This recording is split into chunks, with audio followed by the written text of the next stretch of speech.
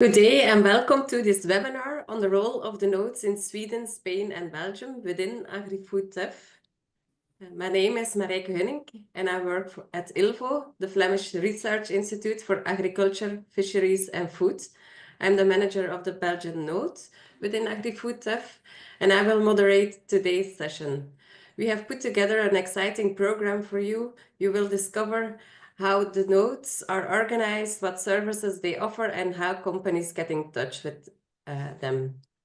Our speakers of today are Anna Rijberg, presenting the Swedish node.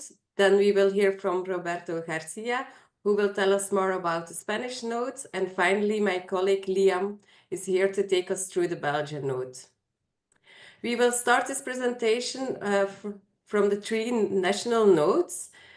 Then there will be an interactive Q&A session where you can ask questions to the speakers. So let us first start with Anna, who will tell us more about the Swedish approach within AgrifoodTEF. Thank you very much, Marijke. My name is Anna Rydberg, and I'm a senior researcher at RISE, and I'm also the project manager of the Swedish node in AgrifoodTEF. The partners in the Swedish node of AgrifoodTEF is RISE and AstaZero. RISE Research Institutes of Sweden is an independent state-owned Swedish research institute that works with companies, universities, and the public sector to promote innovation and sustainable growth in industry. Now, AstaZero is incorporated into RISE as a subsidiary. In total, we have 3,200 employees and over 130 various test beds located all over Sweden at our 35 locations from Luleå in the north to Lund in the south. The most important test beds at RISE regarding our mission here in AgrifoodTEF are located on the picture you can see here. RISE up in Luleå is an infrastructure and cloud research and test environment and a test bed for digitalization and IT infrastructure at the largest and also the largest data center lab in Europe. In Uppsala, we have the test bed for digitalized agriculture, and outside Borås, we have AstaZero, which I'm going to talk about more later on. The mission of the Swedish node is to empower companies to develop sustainable and competitive technology for agriculture and food production, and perfectly suited to the Northern European conditions. Next slide, please.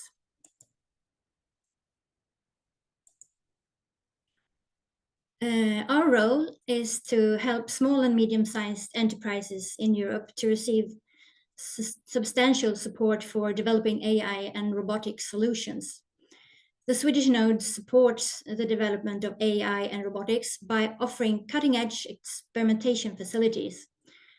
With focus on agri-food technologies, the innovative solutions can be tested to be adapted to Northern European conditions regarding, for instance, cold climate, short growing periods, and long daylight periods during the summer. RISE provides expert support and tailored services to meet the unique needs of each customer. In the services, thorough testing and validation are provided to guarantee the highest standards of quality and reliability. Next slide, please. Here I will describe two of our test beds, the physical infrastructure of most relevance to agriculture and robotics in more detail. The test bed for digitalized agriculture at RISE is equipped with advanced technology and provides a unique environment for innovation. The test bed includes fields with various crops equipped with numerous sensors to collect data on soil nutrients, moisture, local weather, and plant status.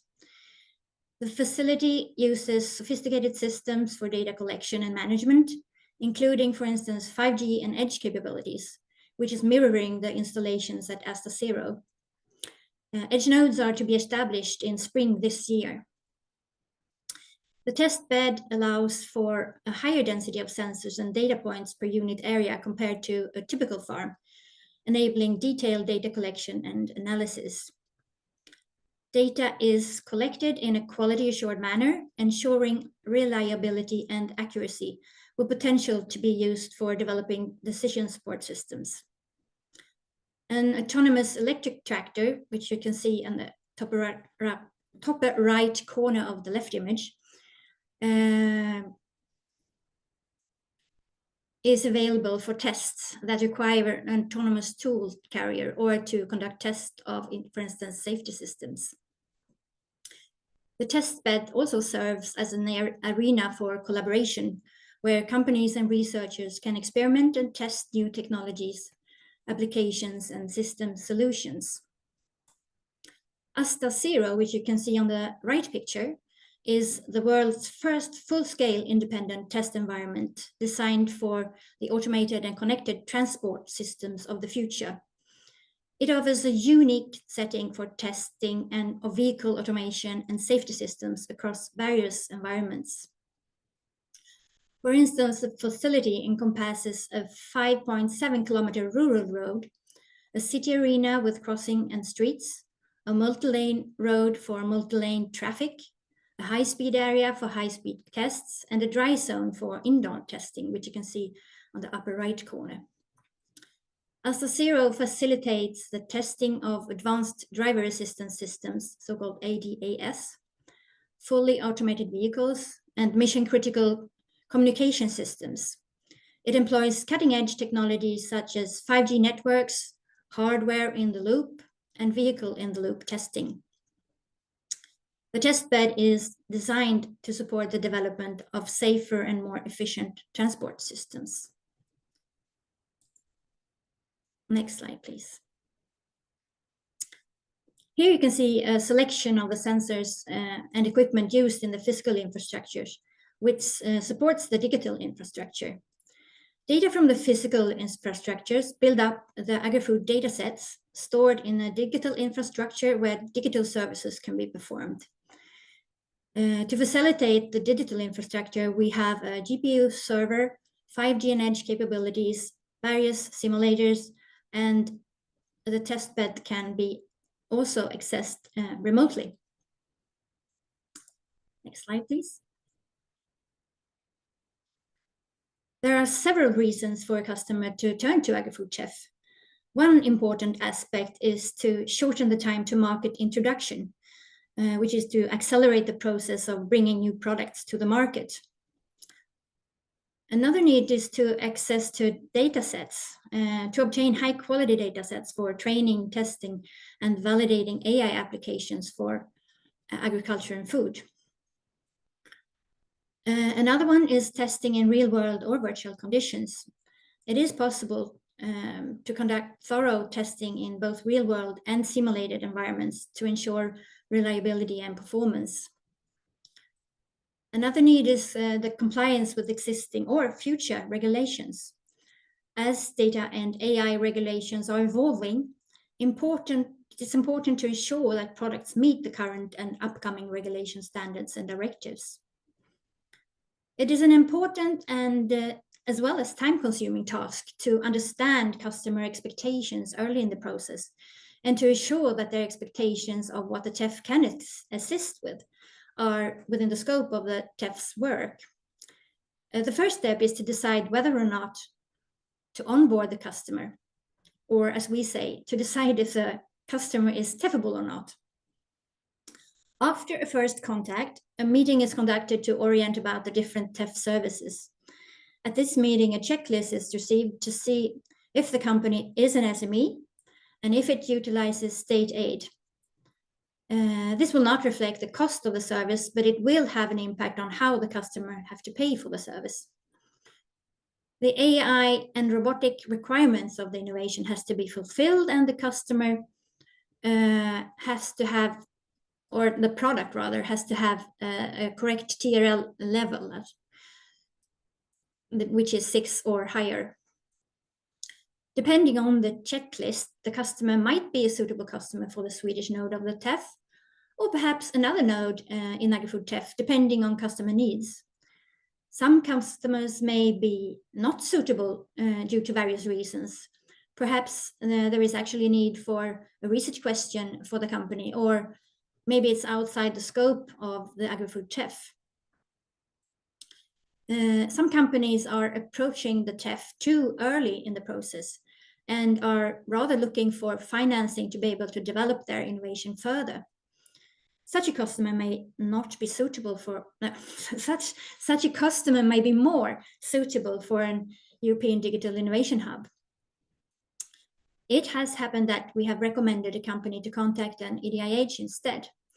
In the same way, it's possible for an EDIH to recommend their customers to contact a TEF when they have reached a higher TRL level and have a product ready to be tested or evaluated, or simply needs to experiment in real-world conditions. My colleagues from Spain and Belgium will describe the administrative journey of a company utilizing a TEF service in more detail later on in this webinar. Next slide, thank you. Understanding customer expectations early is crucial and time-consuming. So to address this, we have a general service called Evaluation of Readiness for Testing, which was developed to clearly define and align customer expectations with the TEF capabilities. Outside of this, we have three groups of categories of tests. The first one is the physical testing, where services include a range of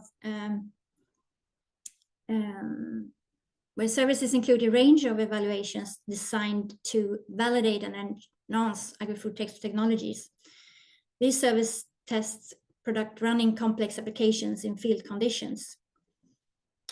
It includes tailored benchmarking to identify bottlenecks and to enhance efficiency and reliability. Another group is the conformity testing, which includes a conformity roadmap and to ensure compliance with AI, ethical, legal, and societal assessment and robotic regulations. The most popular service among SMEs conducted in 2024 was the assessment of a conformity roadmap for innovation. This service provides a comprehensive assessment to ensure innovative products meet the latest standards, laws, and directives. It guides through the regulatory landscape and identifies applicable rules and offers tailored advice. If current laws do not cover an innovation, the service investigates the need for new regulations. The third category is digital testing, and this includes assessment, evaluation, and verification of AI and natural language processing algorithms. A popular service in this is the assessment and evaluation of applied natural language processing. This service explores the potential of implementing NLP systems, rigorously evaluating them to ensure high quality and performance while addressing any limitations. Next slide, please. I would like to describe two customer journeys for you. The first one concerns the Eco Clipper, which is an electric mowing system for maintaining large area turf grass produced by the company LS Products. It's a Dutch company, and it's now collaborating with two Danish companies, AgriRobot and the Thorsen Technique, to develop a new product. The challenge is how to apply this product to laws, regulations, and directives for machinery and robotics. They have a promising AI and robotics solution for agriculture and some understanding of the relevant regulations, standards, and directives, but are unsure how to apply them effectively in their product development. They came across the AgrifoodTEF Swedish node at an agriculture fair and was offered to utilize the service compliance assessment for robotic machines. In this service, companies are guided through navigating and complying with relevant regulations, machinery standards, and directives. In case where clear regulations are missing, such as using new sensor technologies for safety functions not yet fully covered by existing safety standards, support is provided to address these challenges. In the service, they receive a clear roadmap from requirements to implementation that adapts to the specific stages of their development process where extra support is needed. The benefit to the customer after performed service is a safer product in line with the current and possibly also coming legislation. Next, please. The second customer journey concerns Traktor Arvid and their electric autonomous vehicle Drever 120. They faced the challenge of testing the safety of a prototype, which involves ensuring it meets the relevant laws, regulations, and directives for machinery and robotics. This process can be complex and time-consuming, requiring thorough evaluation and complex and compliance checks. Traktor Arvid has utilized 3 services from AgrifoodTEF. The first service was conducted on Traktor Arvid's first prototype, Drever 120. And in this service, the customer received an in-depth assessment and tailored recommendations that facilitated the automation of routine tasks and enhanced data processing. The customer gained valuable insights to the performance metrics, such as error rates and operational efficiency under various conditions, leading to improved workflows and streamlined operations for enhanced productivity. After this service was conducted, Traktor Arvid developed a second prototype. Now they wanted the service conformity roadmap for innovation, and the company received a comprehensive roadmap utilizing all the necessary compliance steps for their product, including an assessment of the regulatory landscape, identified relevant standards, and a guide to adapt the innovations to meet those demands. This led to the new and third service, compliance assessment for robotic machines, described in the previous journey with EcoClipper. The benefits to the customer was a faster progress towards a more robust robot. Actually, Traktor Arvid was nominated to the AgRobot of the Year of 2025. How did they succeed in the competition? Well, actually, it was decided yesterday. Unfortunately, they didn't win. The winner you can see in the upper right corner. And Traktor Arvid is the tractor to the lower left corner. The winner was Farm Robo iMog, which is a multi-purpose electric robot for smallholder farms, which won the AgRobot 2025 award. But actually, this is the second time a TEF customer is nominated to this award. In 2024, the EcoBot automatic weeder was also nominated. Next slide, please. In an overview, the Swedish node offers cutting-edge testing and experimentation facilities for agriculture and food, specializing in AI and robotic solutions. We offer expert support and tailored services for testing and validating technologies in real-world environments, along with compliance and safety services. Our mission is to empower companies to develop sustainable and competitive technology for agriculture and food production, which is perfectly suited to Northern European conditions. Thank you. The next speaker is Roberto Garcia from the Spanish node. Hello, thank you, Anna, for presenting the Swedish node and the introduction that you have made. I will try to continue on all the information that you have provided. Okay, so I'm Roberto Garcia from University of Lleida in the Spanish node, and I will present now in the next slide the different areas and with different partners in the Spanish node. We have 3 main areas and 9 partners. In the Northwest area, we have Gradian Research Institute, Agacal, that is the Galician Agency for Food Quality, DataLife, that is a European Digital Innovation Hub. And there, the focus of this region in the northwest of Spain is especially in forage production and in the dairy sector. Then we have also the next area in the next slide, that is in the south of Spain, where we have Universidad de Córdoba and Ispatec, that is an agritech company. And here the focus is basically in arable crops, horticulture, extensive livestock farming, and the food industry. And then finally, the 4 last partners that are in the northeast area, we have Universidad de Lleida, the CIP, that is an experimental pig farm, Agrotecnio, that is a research center, and Agrobiotech, that is a business and technology park. Here the focus, or the main focus, is the pig sector, fruit trees, and agri-food data spaces. So this shows the diversity, the different infrastructures that and cultivation environments that Spain can provide from these so different areas in Spain. Please, the next one. And this is also illustrated through the different infrastructures that are provided by the Spanish partners. We have the Robotics experimental farm in the south of Spain, a really big experimental farm with specific features like cultivation of olives or greenhouses, for instance. Next slide, please. Then we also have in this same experimental farm a different agricultural machinery that can be also used for validation of different products and services that come to AgrifoodTEF, like seeders, fertilizers, or atomizers for dosing different kinds of products in the field. Next, please.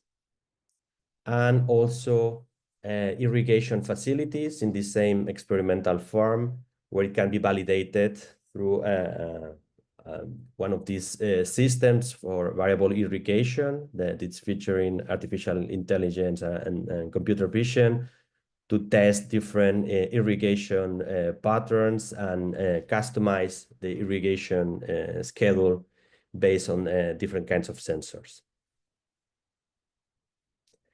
Then we also have in the northwest a dairy experimental farm, okay, with also pastures and crops fields, also different kinds of cattle, bovine and ovine. So it can be tested in this particular experimental farm, services related with this sector, and also lab facilities that provide different kinds of laboratories and measurements and analytics over that can be offered as part of the services from the Spanish node.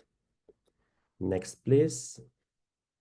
Then also in the northwest, we have a test field for unmanned vehicles, which also features connectivity, the dedicated connectivity facilities, 4G and 5G. So you can also test this kind of communications, validating communications in this particular test field.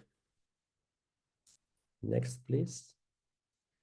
Then in the northeast, we have this experimental farm with features different precision feeding machines, cameras, and different kinds of sensors for environmental conditions, where also you can validate products and services dedicated to the pig sector. Also, we have a front office for this section or this area of Spain, where the idea is that we can co-create different kinds of products and services, and it's also a connection point with the industry and companies.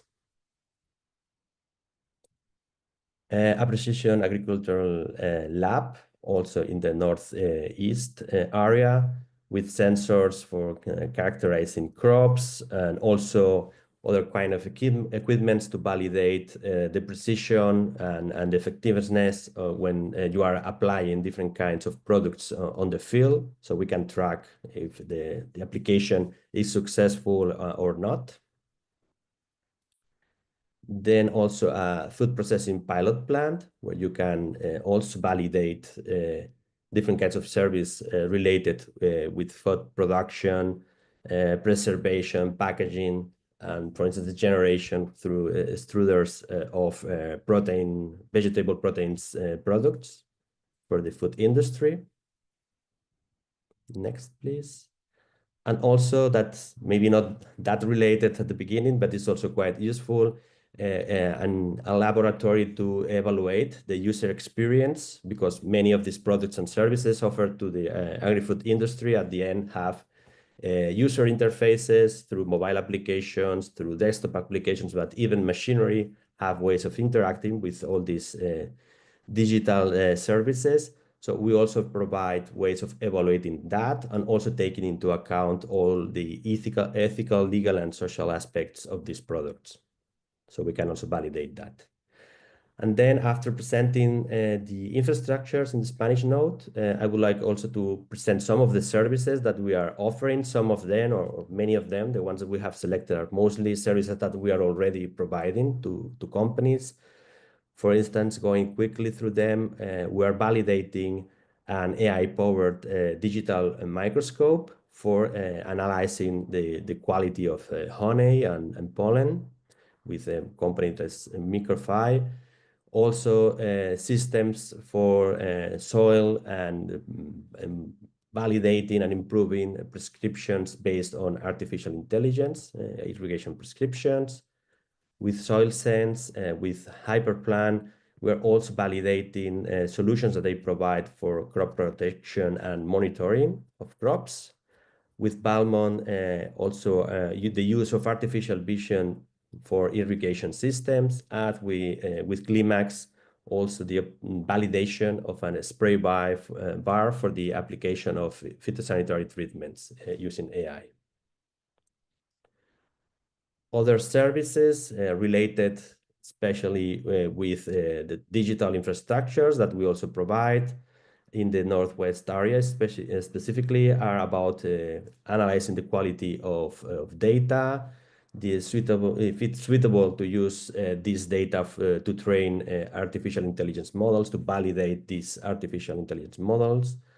Also, the validation of all the communications that might be required by the equipment to be validated, the generation of data sets, and also databases that can be used for validation of the analysis of milk, forages, or dairy cattle, and also including the reduction or the validation of if these services are capable of reducing the gas emissions, the green gases. And finally, in the Northeast, we are also offering some services already to companies, some of them related to validation of sensor-based management of silos, in this case, for instance, with MC systems. Also, precision feeding machines in the pig sector with Rotecna. And another service that is about the use of computer vision to optimize the application of phytosanitary products with Taltech. And then we also have two products also with Microfy. In this case, it's about the use of this AI-powered digital microscope for the validation of cell counting and also measuring the growth rate of mycoprotein production, so fungi and this kind of products, validating if they work well or not. So doing that through the microscope, and also we are with them validating the user interface of this microscope. Again, then just to finish, we would like to stress, Anna has already presented the scope, the context that is required for us to be capable of or conduct a validation service. I would like to stress basically which are these administrative steps that the potential customers have to follow. First of all is to contact. You can do that through the different nodes. And in the case of Spain, you have here the contacts at the global level, but also the different areas if you are specifically interested in one of the areas in Spain. And also, I would like to stress that after this first contact, the idea will be to produce a service request. So this is a very easy procedure. You have just to, with our help, to prepare 2 pages describing your need. This will be sent for evaluation by the AgrifoodTEF committee. And usually it's just 1 week when we know if there is a go or no go to provide that service. So it's a really easy procedure. And we encourage you all to try that because it's really easy to become an AgrifoodTEF customer. So now it's time for Liam to present the Belgium satellite node. Sorry. Yes, thank you. Hi, my name is Liam. I work at ILVO. ILVO is the only partner involved in the Belgian node. Next slide, please. brief introduction. So ILVO is the only partner involved. We have a strong background in the research in agricultural and food-related research. We have several units that each specialize in their own expertise, such as Department of Technology and Food Science, where we are experienced in the integration of technology in the agricultural sector or the food processing sector. Recently, we also involved the Animal Sciences department in the AgrifoodTEF project, and we also have a plant sciences unit that focuses more on research such as agroecology and so on. Our previous experience from the Living Lab, Agri-Food Technology Living Lab, where we were specialized in the iterative cycle of designing, testing, and evaluating technology or designs to get a product, to get a solution further into the TRL timeline. This experience allowed us to get the first steps right in testing for the AgrifoodTEF project as well. Next slide, please. So this led us that we have quite some expertise in specifically the integration of AI robotics and data in the agri-food domain. And we have a strong background in the interdisciplinary collaboration between different sectors in agri-food, such as plant sciences, animal sciences, food sciences. Furthermore, we are also involved in setting up regulatory sandboxes where we can test solutions such as AI or spray and spreading drones, for example, which do not have their own legal framework, but we can test them in those sandboxes in a safe and controlled environment. And then finally, we are also involved in we have helped setting up the metadata standards for services, and we also overview the standardized terminology across the entire project. So as I said, oh, you can click again, I think, yeah. As I said, we have, as at ILVO, we have several units that are involved, which have allowed us to include quite a broad range of infrastructure, such as stables, experimental fields, but also a fully operational food pilot. Next slide, please. Yes, I think there's an animation. Thank you. So the physical infrastructure, this is an overview of some of our infrastructure. For example, we have experimental stables where we can, which were designed for the co-creative research in not only broilers, as you see here, but also dairy cattle, poultry, rabbits, and pig farming, for example.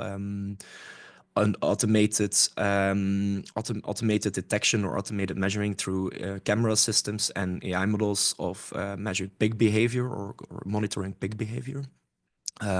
Also, we have a spray tag lab where different parameters of nozzles can be calibrated or measured. Also, this spray tag lab where we can help to develop and optimize other spray and spreading systems, of course. We have an operational hyperspectral lab where we mainly focus on the utilization and the integration of hyperspectral and multispectral technologies into solutions. And then finally, the bottom row is all of our expertise in infrastructure related to precision crop farming and robotics. So the first image on the bottom line is our lane trees. There's also a testing field next to it, a small crop field. And they are located right next to our workshop where we can design and change, mount different sensors, for example, before going to the testing fields. And then finally, there's also the TEF container, a mobile container, which you see in the middle, which allows us to not only conduct research or tests at our own sites, but also bring our robots at users' premises where we can conduct other tests. Yes, next slide.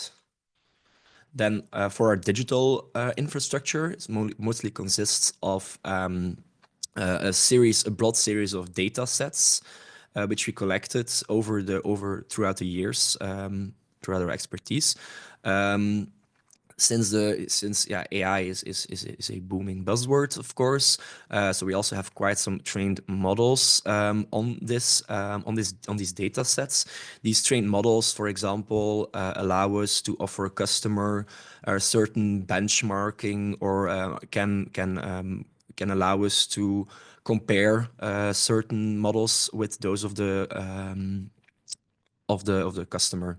And then finally, we recently acquired a GPU server, which is specialized, which allows us to process and to perform very large and intensive parallel computation.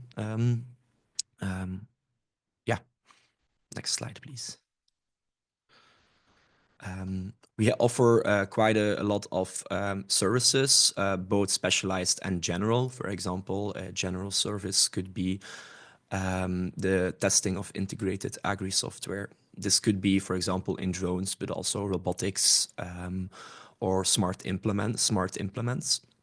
We also offer some more specialized services, such as the hyperspectral testing, agri-food quantification. For example, you see in the image in the upper left corner, you see someone using a hyperspectral point sensor to measure certain food parameters. We also have had some services more related to livestock, where we developed a system that automatically detects claw diseases in cows. And also perform service related to spreading drones and even one with a vertical farming setup. Next one, please. So this is one of the services. It should actually be agri-dataset generation. My apologies.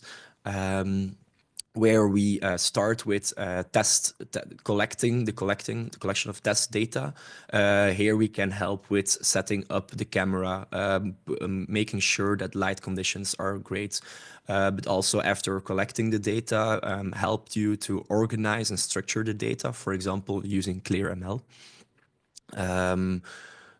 We can support with this. This can help the customer with improving their solution, improving the developments. We could by offering evaluation of the AI model, but also benchmarking certain performances, helping them select, for example, different models or comparing different models.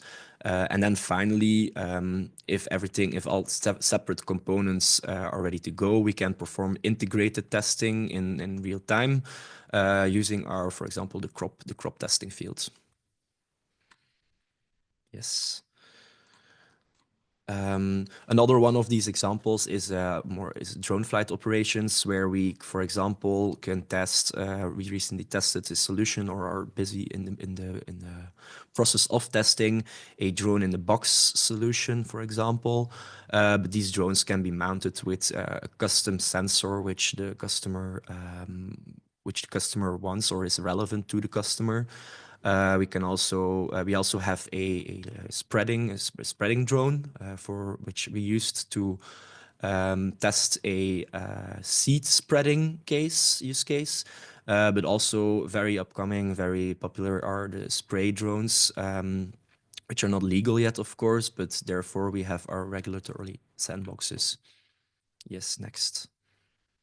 And then more in detail, these are some of our services which we most often conduct for customers, which starts often with the capturing of data sets. We offer the necessary facilities, such as our lane trees, crop testing fields. We also have, through the Department of Plant Sciences, we have access to more than 220 hectares of fields. we mainly support in setting up the test design, so choosing the good sensors, the light conditions, and so on. Then after that, there's the dataset analysis and processing services, where we validate whether the captured dataset or a dataset which a customer brings to us is actually relevant to real world data. So, for example, we clean up the data, processing the raw data. And we also provide further insight in data, which is the dataset analysis part. Then there's also labeling data augmentation framework support. This is more of a preparatory service where we offer support in the organization of your data, which is, for example, with using ClearML. This is a tool that allows the user to keep track of which data was used to train which models and when it was used. This allows the user to really compare a lot of different options when training and developing AI solutions. There's a small annotation with the data annotation because we do not offer the labeling itself as a service, although often when we talk with each other when we agree with each other, we can of course assist in annotating data as well, especially when there's some expertise needed, for example, in labeling certain organisms that require some expertise of someone who knows that. And then finally, testing and validating of AI models in a simulated environment. So this simulated environment is either created by data which we captured previously, or can be based on data that is synthetically generated. For example, now we can use custom camera angles, custom crops, custom lighting conditions, and that all throughout the season without needing all of the hardware completed to test in the field. And then finally, this image, which you have seen quite a few times by now, so I won't go too deep into it, is the journey of a firm, which is in general quite the same. The only thing that really changes across the nodes are mainly the service execution itself. And then there's a final slide with our node leader, Jurgen. If you want to contact us, you can contact us at the email address you see below. Or you can just send a message to me. I think my email address was shown at the first slide of the Belgian node as well. And with that, I will give the word to Marijke, who will give a short summary of this session and what is to come. Okay. Well, I would like to thank all the speakers for their engagement, engaging presentations and insights. So on the 28th of February, we will host a webinar focusing on the nodes of Austria, Denmark, and Italy, and a webinar on the AgrifoodTEF nodes in France, Poland, and Netherlands will follow on the 14th of March. We invite you all to be a part of that too, and further discover how AgrifoodTEF supports businesses across Europe. So now it's time to go deeper into the questions. Do you have any questions about the testing facilities, support of AI robotics innovations, or how your EDIH can contribute, collaborate with one of the nodes? So feel free to ask and we will discuss together. So let's start with the first questions. So to all speakers, can I test the same service with a different agri-food within with different AgrifoodTEF nodes, or am I allowed to collaborate with just one? And connected to this question, can an EDIH from another country also refer to companies to your testing facilities? So Okay, I can respond Okay. first. Yeah, Thank it's you. absolutely possible. In fact, it encouraged even in the project that we have these cross-country validations. So we welcome also, of companies from other countries and mixing validations, and even the same company validating in different countries. Here, maybe it was not mentioned before, but usually in most of the countries, there is a restriction regarding the funding. The funding is 100% of the service if you are an SME, but even if you are not an SME, there are options also to collaborate. But in that case, also there is a restriction about the amount of support of funding that you can receive. There is mostly most countries is the minimis rule, but this is per country. So you have the whole budget for each country. So it's even better for you to collaborate with different countries because the budget you are at your disposal is increased. Okay, thank you, Roberto. Another question is there a limitation in terms of number of services that I can test? So maybe Anna or Liam can take this one. I can reply to that. No, there's not actually a limitation, but the only limitation is that the kind of state aid you're allowed to receive. And when you have received state aid that you can't have the service subsidized, then you have to pay the full price. But it's no limitations whether in the number of services that you can use for. Yes, it's actually the same answer as Roberto just provided. It's based on the de minimis in each state. So, for example, if it's relevant to you, in Belgium, that is equal to you can get a max of 300,000 euros in the last 3 years. That is a de minimis budget in Belgium. I think it's the same across most countries. Yeah. Yes. Okay, thank you. So one other question is in case my company results not compliant to test the service, is it still possible for me to collaborate with TEF, and in which way? I think I tried to answer that in my slide. Yes, it's possible, of course, but perhaps outside the TEF. I mean, we all are working in other projects, and many are research institutes working with companies in general. So there's always a possible way to collaborate, or that we guide you to another actor that might help you, but you can still collaborate. Okay, thank you. So if there are no further questions, then I would like to thank you for the interesting questions, and also a big thank for the speakers for their insights. We hope this webinar provided valuable information. If you have further questions or would like to collaborate with any of those notes, please feel free to get in touch, and hopefully we see you at our next webinar. Thank you.